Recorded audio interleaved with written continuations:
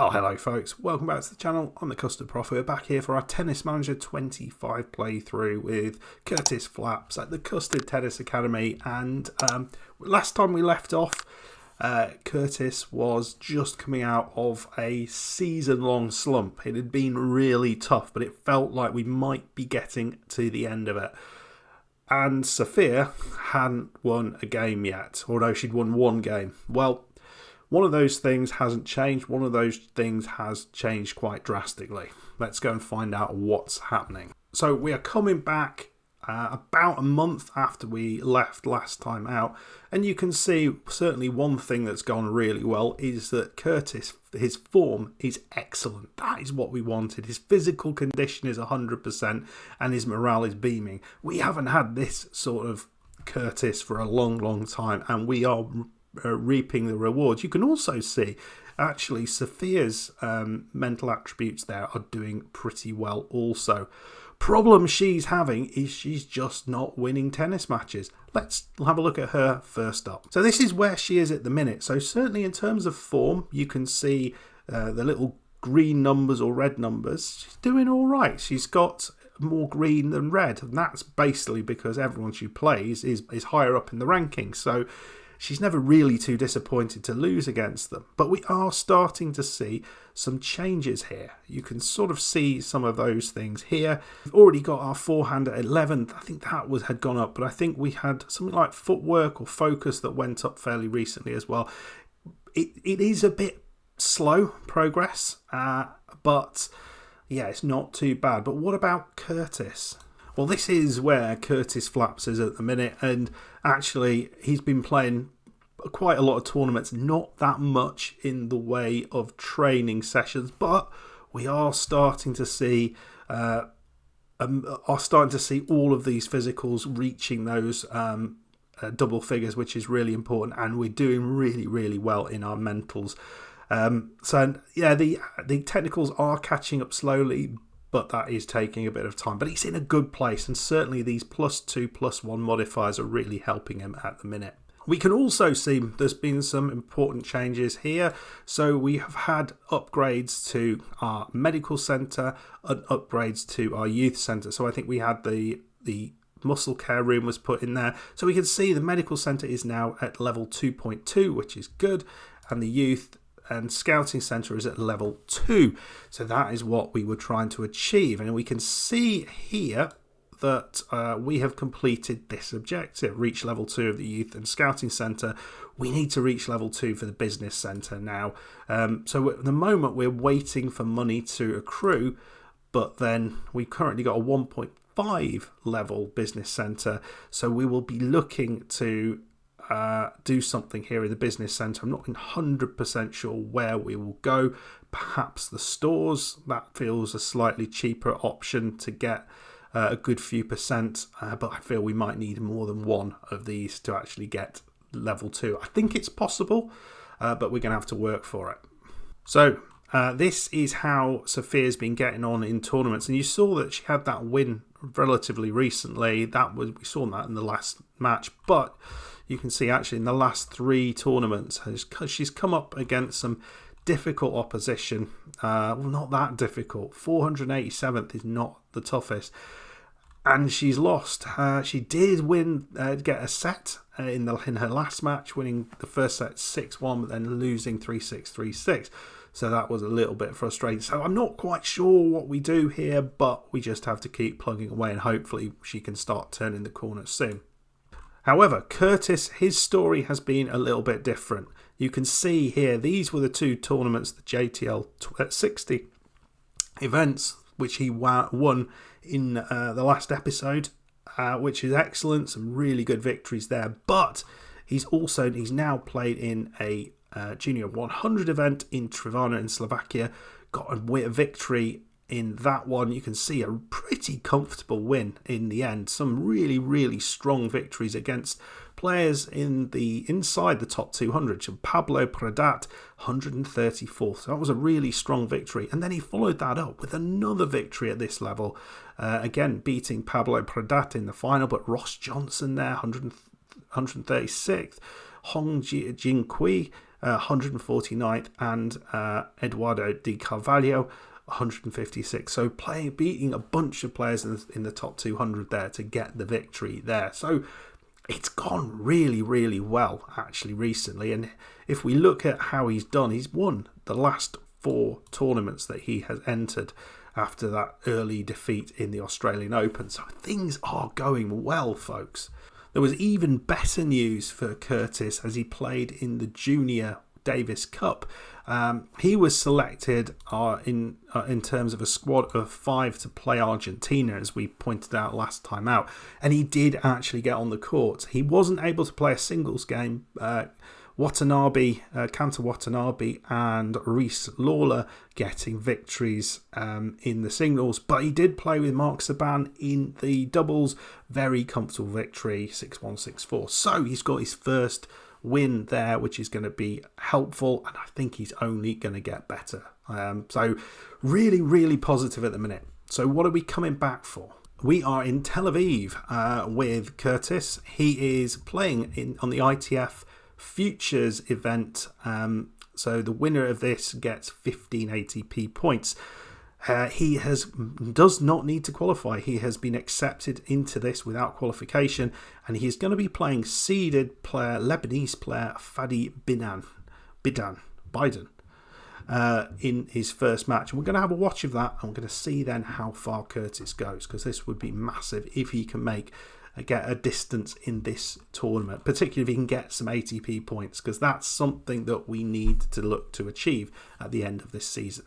Oh, actually, this is what we're going to have to try and achieve. There isn't actually any goals that we've set on the ATP tour, which is great. So he's only got to get in the top 50 in the junior tour and then get to the last 16 of a Grand Slam. So that's fine. But this is still the first time he's played at this level. So let's see what we can do. Can he get victory? So it's going to be a balanced match, but bookmakers think Curtis is the outsider. High return intensity is what we need, and we need to try and move the opponent to the net. He's not comfortable at the net. I just wonder, try and playing short shots just feels like a bad idea. He's got good serve power. I think we just stick as things are and see how we do. We can see we've got a 69% win percentage. He's just at 42. He is 21, so he's been at this level for a little while now. Let's go and see how we do. Actually, we're really good across the board. We say the playing conditions are good, the public is there, enjoy yourself. No real reaction from Curtis, but we don't really need one. Let's get out there. Would it not be good to get a win at this level? We've had one before. We've picked up 2 ATP points so far. We want to get some more. Great start. Remember, Curtis is on top form. So he's 30-40 up. He's got a second serve here. It's interesting because this is the sort of match that he might be able to make some progress with. He's coming to the net. Let's see what he's like at the net. That's a pretty good volley. And he gets it back to Juice. Putting the pressure on early doors. This is what we like to see. Great serve. Well, as sometimes it goes, 15-40, chance for a break the other way. We haven't seen Curtis win a point yet. That would be nice, but he's clearly winning some of that. That's a nice hit. Forces him wide.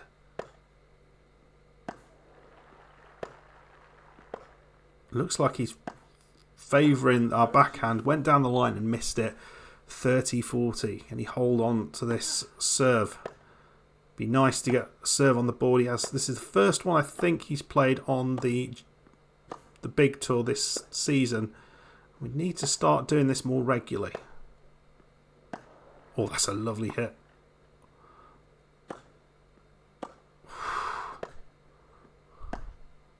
It's gone wide. Juice. He battled well there. I'm pleased with Curtis. Fadi saved 3 break points. Curtis trying to save his third one. That's nicely done. Oh, that's well played. Whipped forehand cross court. Well, 3-1. Curtis is on the board and he got a chance. A couple more points here to try and break Fadi. That's well done. A lot of power here. Come on. Oh, he's gone long, and we have got that break. It is 3-2 now, back on serve. 4-3, but again, another break for Curtis to save here. 30-40. Having to work pretty hard for his crust here. But, I mean, he's in such good form. You feel he has to take some of that with him. And he's had some games that have been more tricky. That's a lovely reach. Forcing... Ooh, that's a lovely... Hit 2 or 3 really good shots there. And it's a break there. 5-3. Serving for the set. And here we go. Set point. 40-30 up. Lovely hit there. Right into the corner of the box. And Curtis here, he's not playing badly at all. And into the net he goes. Saved 1 set point. And he's got himself an advantage to get it back to 5-4. Which would be a massive thing if he could match a big second serve. Doesn't get the winner though. And we're into a rally. Oh, into the net, and it is a break. 5-4. Right then, let's see what happens. And we've got some more set points here. 15-40 on Flap's serve. Right, this one has to be good. Yeah, nicely done. Went out wide and then just into the space when the return came back. It's a lovely serve as well. Putting the pressure on. We're desperate to get our servers to as a real weapon, but oh, that's a lovely hit. Juice. He had a couple of advantages, Curtis did, but it's got an advantage here for Bidan.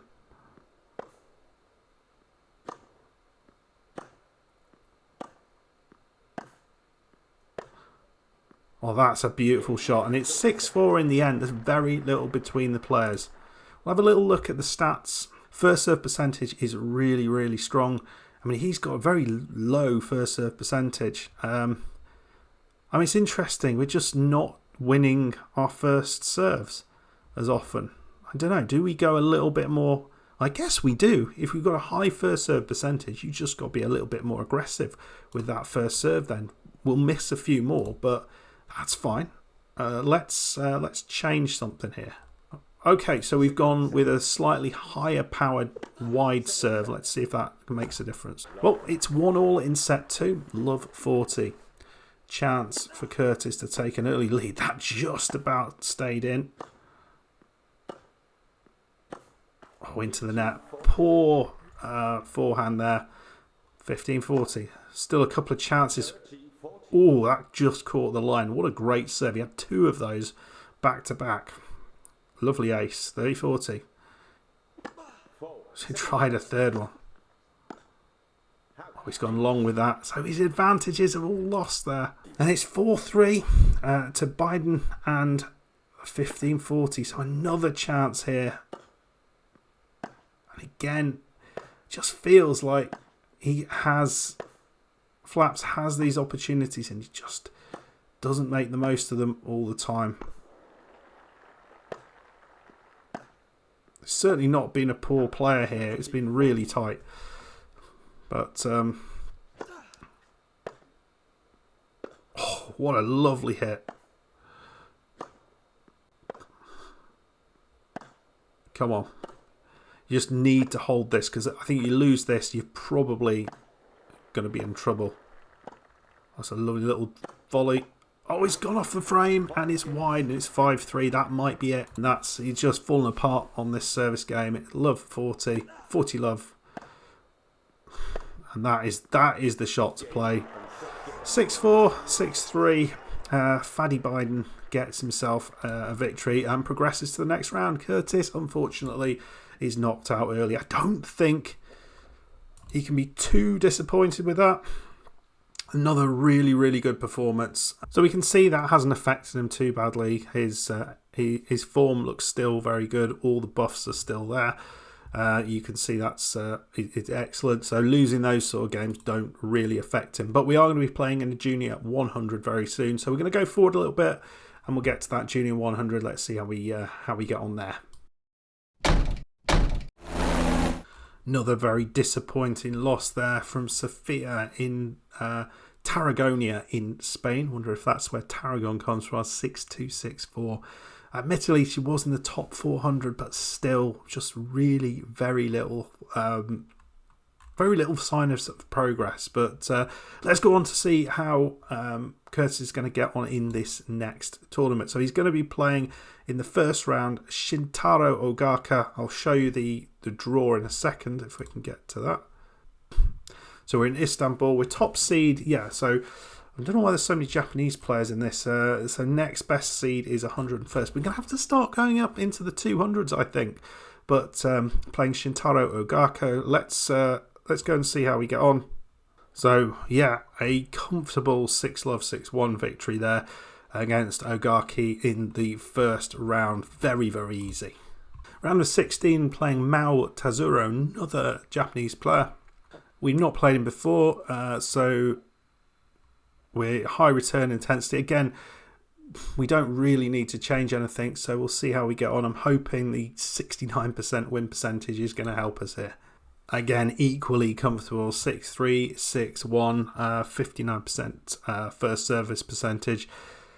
You can really see the difference, just the lack of errors compared to lots and lots of errors from Zorro, probably forcing them. Yeah, pretty good. Okay, we are going to be playing Ukrainian Yuri Osaka in the quarterfinals. Again, we're not changing anything. I think we can just win this using the approach that we've been doing. There's no obvious tweak to do. Well, this one was much, much trickier. First set was pretty easy at 6-3, but then we had to win the second set 7-5. We were 5-2 behind in that set, so it was a really good comeback from Curtis, and he just breezed through, winning point after point after point. Just when he was up against it, thought it was going to go to 3 sets, but didn't. He's into the semis. Okay, gets harder. Last player was 128th in the world. This next one, Coulter Amy, is 113th, so it's going to be a bit more tricky. Balanced match, they reckon. Curtis can stay focused. If he can stay focused, he should advance. He should keep his cool and put pressure on the opponent. So I don't think there's, again, nothing obvious that we should do here. So let's see how we get on. This one, I'm not sure about. Well, not entirely sure what I was worried about. A comfortable 6-2, 6-love victory. Probably the easiest match he's played in the whole tournament. So that's pretty pleasing. 78% first serve percentage. Those are statistics we love to see. Okay, Thai player Dharma Pantoritan is going to be his opponent in the final.